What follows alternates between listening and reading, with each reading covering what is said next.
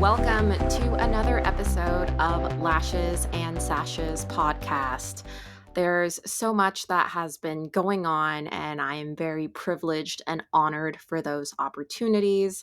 I recently came back from Vietnam to compete at Miss Fitness Supermodel World, where I represented the USA, and there's so much I'd love to share about that, but I think I will save that for next week's episode because May is Asian American Pacific Islander Month.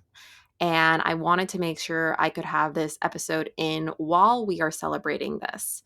I wanted to take the opportunity to share my experience as an Asian American competing in pageants. I think it has been a large part of my identity and something that I would go back and forth struggling with because I didn't know if I was American enough or Asian enough. I jokingly am considered like a banana where my exterior is very prominently East Asian with my black hair, small eyes, etc. But from how I was born and raised, I am such a basic American millennial girl. I was in a sorority. I compete in pageants, for goodness sake. I love all things Disney. Yeah, I would say the most Asian thing I love is definitely cosmetics and care, food. Maybe it's just an American ideology of me for consumerism, but it's crazy how every aspect of me really is Asian American. Even my name by itself, Elizabeth Tran, is identifying both the Asian side of me on my last name and the American side of me in my first name. I think it's interesting because of my Asian background. My parents are both Chinese by blood. We had a family member or so did one of those DNA ancestry tests, and it turns out we are 100% Chinese. I thought that was pretty interesting. I always wondered if I had a little bit of another Asian or any other ethnicity besides Chinese. So Chinese is all in my blood, but my mom was born in Hong Kong and my dad was born in Vietnam, and both their parents immigrated from mainland China. And so that's why my dad has the last name Tran, and therefore I have the last name Tran. Especially while I was in Vietnam for the pageant, people were asking if I do speak Vietnamese because, one, I do look pretty Vietnamese, and I guess technically speaking, I am Vietnamese. But he left Vietnam when he was about 10, 11 years old as a refugee, so we didn't really learn it. Whereas my mom left Hong Kong at around 18, 19 years old, and we would visit Hong Kong every year until I was about 8 years old. And now, since then, I've gone there about 3 times. So if there is an East Asian family rooted culture I identify with most, it really is Hong Kong. So, with that, just some backstory about what Hong Kong is. Hong Kong is in China and it's always been in China. However, there was a period of time when my mom was growing up there that it was a British colony. And I think a lot of my name being Elizabeth has to do with the British influence in Hong Kong. So even though I identify with this Asian culture, it even that city of Hong Kong is partially westernized because of that British influence. So with my name being Elizabeth, I think my mom just saw whatever dollar bills were in Hong Kong and there was a Queen Elizabeth and, pageant girl, Queen Elizabeth. I think it's a sign. Also, it's pretty interesting. My name in Chinese Cantonese is Chen Gunyi. And at least when I look it up on Google and asking my mom what it is, it says she who is crowned. So basically, I was either destined for pageantry or my mom was naming me after the queen. Whatever the case may be, I love it. I love that that's part of who I am, and it kind of ties into those two cultures that I have. Okay, so I think we can go back to my childhood of when I started pageants. My first pageant, I was 8 years old, and my initial going about with it was to have fun. It was the first time I considered myself pretty, which was a huge paradigm shift for me at that time. But I think I competed for about 4 or 5 more years and did not ever place in top 15 in any pageant. And then, I think I was 11 years old. It was about my 3rd year competing in the Florida Miss American Coed pageant. It was a pageant that my family and I loved because the nationals were in Orlando, which I lived, and it was very convenient to go there, and their rules were no makeup until 13 years old, was very conservative, very natural, and I mean, I competed in pageants, but I wasn't a glamorous girl by any means. So it was a great opportunity for me to focus on my interview skills, my personal development skills, my speaking skills. So when I didn't make the top 15 my 3rd year competing, I remember on the drive back home with my family, my dad parked the car at the driveway and said, "Elizabeth, you will never make top 5 in the Florida pageant because you look too Chinese." And even yesterday, thinking about it, it got me pretty emotional because I remember as a kid hearing that for the first time, busted into tears. I thought that I was ugly, which is not true, but when you grow up in a predominantly white industry like pageants, and then you're also in predominantly white schools, or, we actually had a very large Latin community as well where I grew up, but I was one, I was almost always the only East Asian girl or person in my class. Maybe there was 2 or 3 others in my grade. So, in my insecure brain, I thought I was ugly because of my ethnic appearance, and my father validated that even further. When I first started competing, I wasn't going after the crown, but there was this sense of hopelessness that I could never even make top 5 in a Florida pageant. So at that time, that was very hard to hear, but I also got a bit emotional yesterday about it because, again, I just came back from Vietnam and I was representing the USA. Okay, so that means I didn't just make top 5 in a Florida pageant. I had won a Florida pageant, and I've also won a USA pageant, and I made top 5 in an international pageant where I had the opportunity to represent the USA, and let alone was first runner up. So I think there's still a lot of improvements that can be done, but it does warm my heart to see that times are changing. People are being more accepting of diversity in the United States. And I think it's beautiful, especially in the modeling industry, which I'll touch more about on later. But yeah, starting off like that, I really struggled in embracing my Asian identity because I equated it to being unattractive during my childhood. I would purposefully avoid competing in Asian-based pageants or competitions. Also, too, like, I did want to be the first Chinese Miss Florida USA, or I wanted to prove that my ethnic appearance had no bearing. So going from there, I've competed in now 7 international pageants, and it's interesting because when I came back from Vietnam, they had no problem with me being USA. And to the point, yes, if I made first runner up, I don't think they ever had an issue with it. But there are some pageants that did.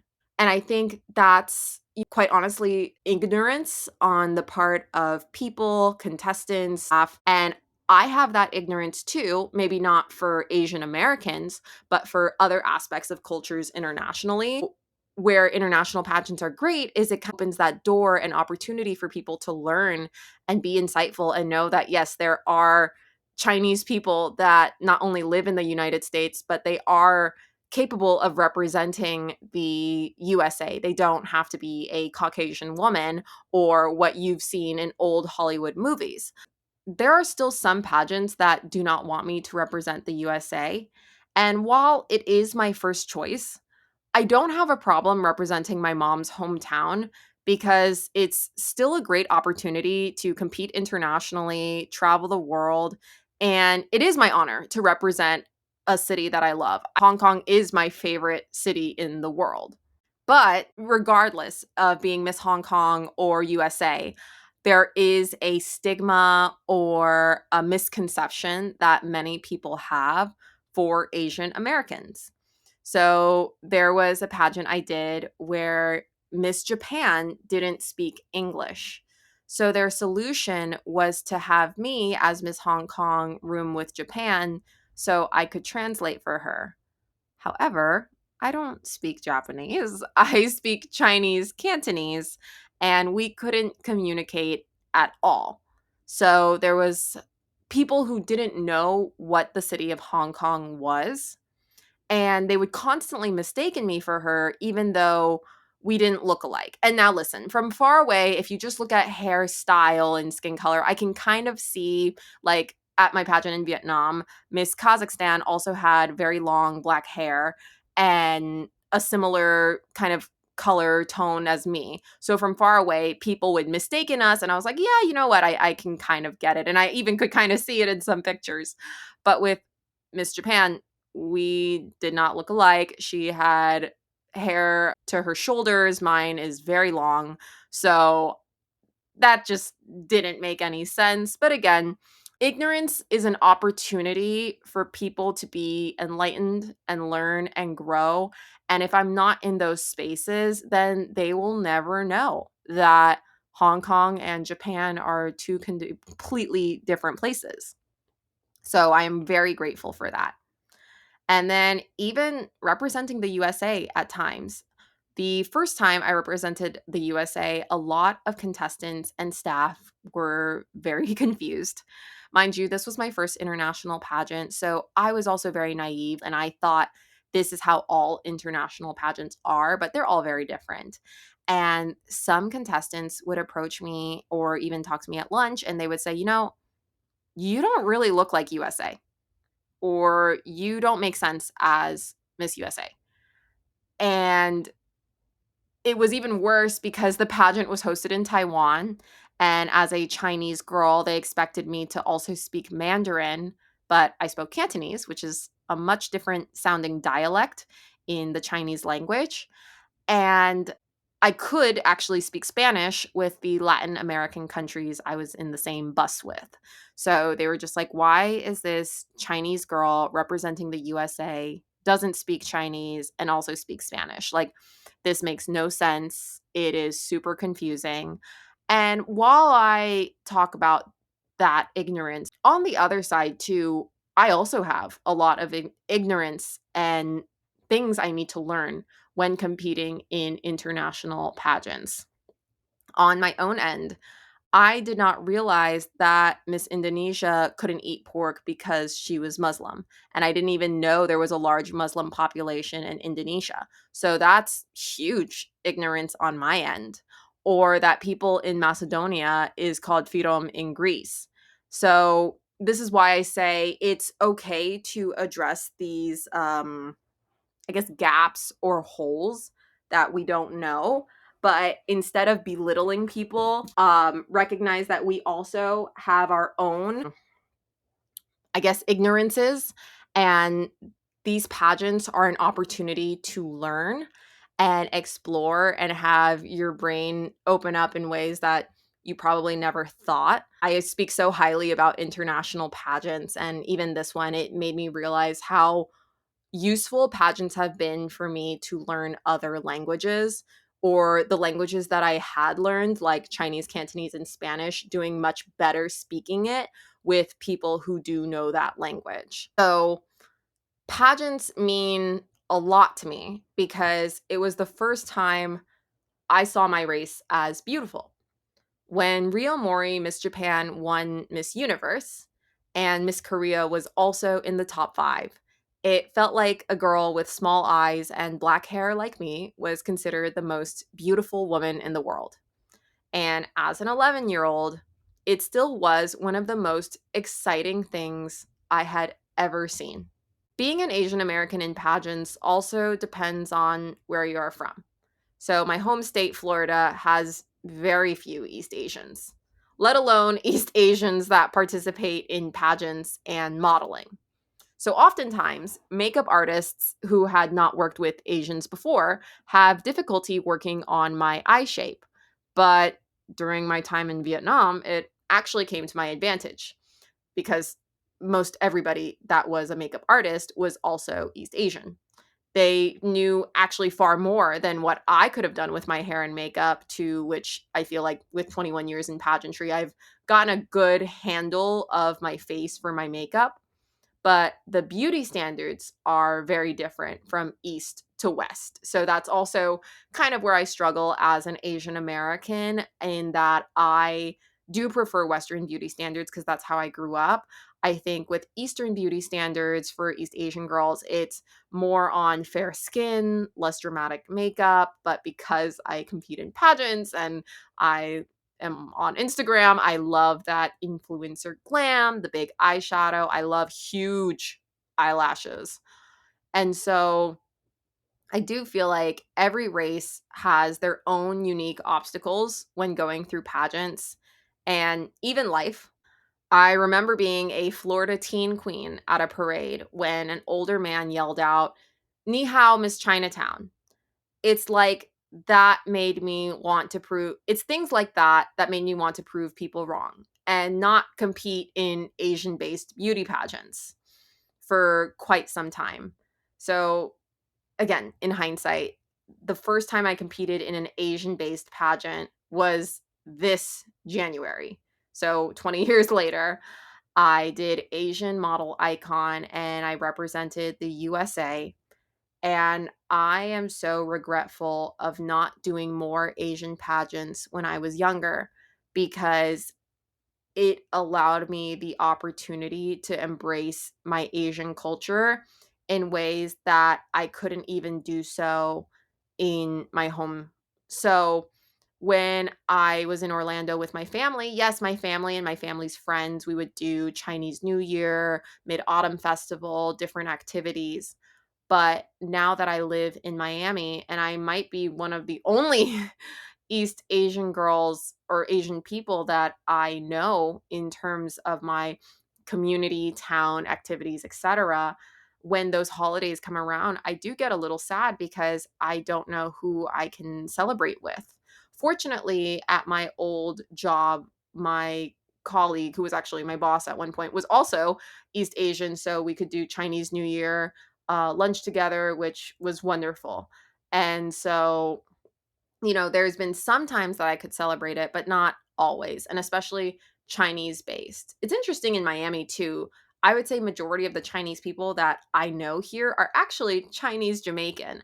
And that's something I didn't know. Again, and this is my ignorance. I didn't know there was a large Chinese Jamaican population until I lived in Miami. And so when I saw a Chinese guy with a Jamaican accent, it totally threw me off. And so again, I think we all have our own ignorances based on the lack of people, information, media that we are exposed to, but always keeping an open mind, always being aware and acknowledging where we can improve is just a really great eye opening experience.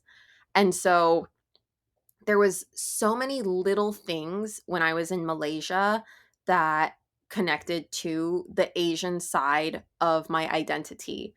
In First of all, I didn't even know so many people in Malaysia spoke Chinese Cantonese. I thought it was just a big language in Hong Kong and South China, but even the staff members would speak to each other in Cantonese, and I was like, oh my gosh, I understand what they're saying.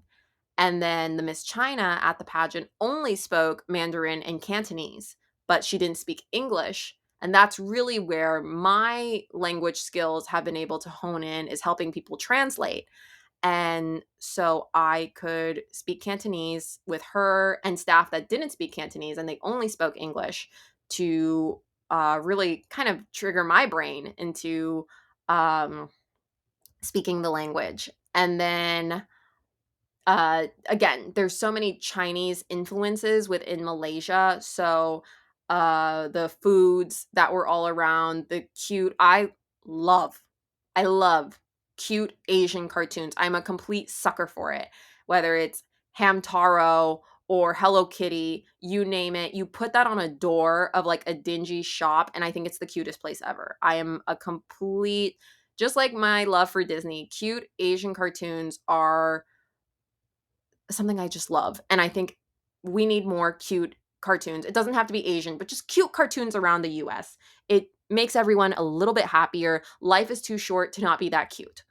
And so I see that all around. So even like cute animated dragons or animals for Lunar New Year, and a bunch of different stores giving out gifts for Lunar New Year, and all these different types of foods that you can get anywhere that were based on Chinese culture. And in Malaysia, there's even Chinese schools that everybody speaks Mandarin or Cantonese. And yeah, I didn't realize that I could even, I looked at it and I'm like, wow, I probably could live in Malaysia, because they also speak both English and Chinese Cantonese, along with many other languages, because it's not just Chinese influence. There's also Indian influence. It's a really cool country, and I think a great representation for that pageant of Asian model icon, because there are so many different Asian immigrants that live in Malaysia. So I thought that was super neat. And yeah, it made me, look back now and want to be more involved in my Asian culture and explore other Asian cultures. So I thought that was really cool. And again, there's still people that aren't, I don't want to say they're not ready to see an Asian American represent the USA or learn more about Asians that live in the US, but they maybe aren't, they don't know about it yet. So this is kind of the awareness stage of like, hey, this is a thing and this happens. And going from there, opening that door. So again, whether it's my appearance or my name or the way I even present myself and live my life and share my cultures, I am really proud of being an Asian American pageant girl.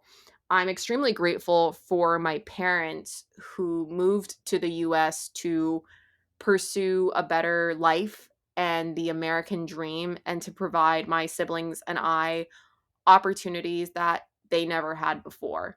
So, even for my mom to represent the USA as an immigrant from Hong Kong, that was one of the most incredible opportunities I'd ever seen. And shameless plug, once again, it's thanks to the Nation of States pageant. I am obsessed with that system, not only because I represent it, but because of the incredible doors that they open for so many incredible women. And just seeing that, to me, seeing her walk on stage in her evening gown with the USA sash, it made me see that, one, the American dream is real, and two, pageants can provide that opportunity for anyone of any ethnicity or background. It's why I love it so much, that there are doors that can open for you. And this is not so much pageant based, but I do think there is some influence to it, or adjacent. In the modeling world, there has definitely been a larger emphasis on diversity. So, when I grew up in the early 2000s, most girls that I saw on magazines were only Caucasian women.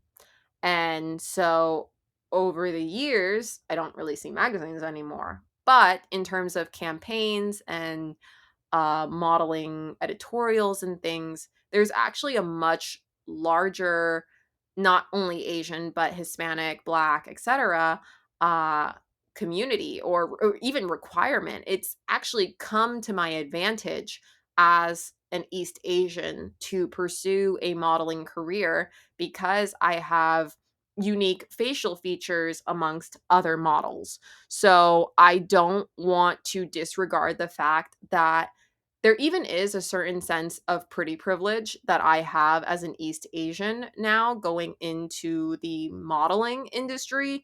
And there's just certain privileges that I have had growing up as an Asian American woman that I want to acknowledge. And again, I'm very open to saying that yes, like I can be ignorant and I have been ignorant at times, and I want to still continue growing, continue trying to remove that ignorance and continue learning about who I am, what I stand for, what more is out there in the world.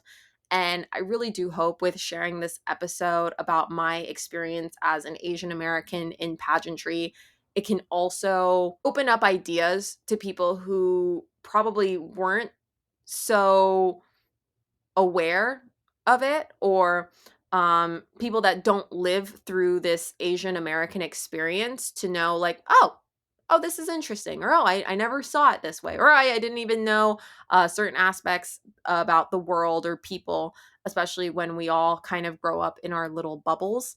That I don't necessarily want those bubbles to pop, but I am open to having those bubbles expand and intersect amongst other people and other cultures. So, Asian American for me is not just my a lot of being an Asian American in pageantry had to do with my aesthetics and physical appearance and trying to change them to fit Western beauty standards or Eastern beauty standards if I'm in an Eastern based beauty pageant. But then also, a lot of it for me is the culture and where I grew up. Actually, one of the struggles of representing the USA is when it comes time for the costume competition. The US is such a new country compared to many others that we don't have these stunning, fabulous costumes that kind of relate to the rich history behind our country. Normally, we have some derivative of the flag, which is still wonderful, but it doesn't have the the fabulous significance of, let's say, ancient gods or temples that many other countries can represent if they have a lot of rich history. So I think that's going to wrap up for now my Asian American experience. I am open to share more of that if people have questions. I hope this was insightful in one way or another. And, in having this and publishing this, it's a way to celebrate the Asian Americans in not only the pageant world, but all over. And I wish you all a wonderful day. So, signing off, I am your Asian American pageant girl with a Chinese name based on a queen, Elizabeth Tran. Thank you. Bye.